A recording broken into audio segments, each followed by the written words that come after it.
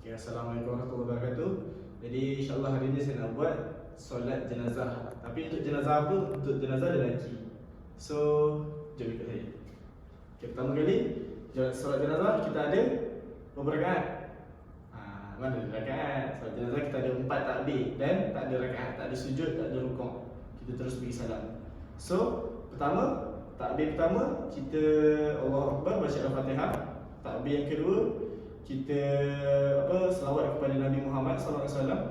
Takbir ketiga kita mendoakan si mati. Kalau lelaki fillahu, kalau perempuan fillaha, kalau ramai fillahu.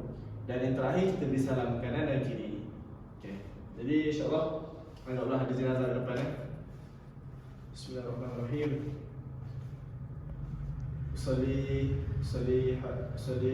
hazal mayit arba'a takbiran lillahi ta'ala, ataupun arba'a takbiran fardal kifayah lillahi ta'ala. Imaman ke makmuman boleh nak tambah.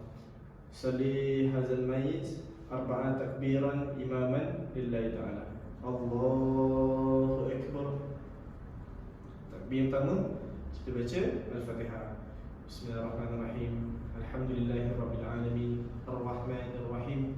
Maliki yaumiddin. Iyyaka na'budu wa iyyaka nasta'in. Ihdinas siratal mustaqim.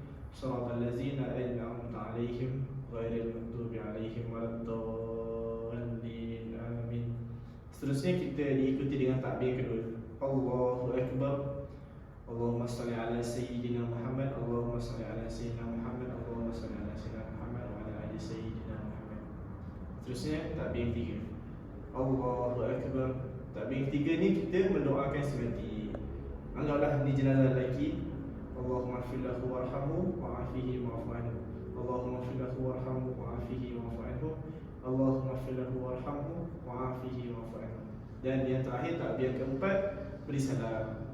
Allahu Akbar. Assalamualaikum warahmatullahi. Assalamualaikum warahmatullahi. Jadi mudahkan solat jenazah.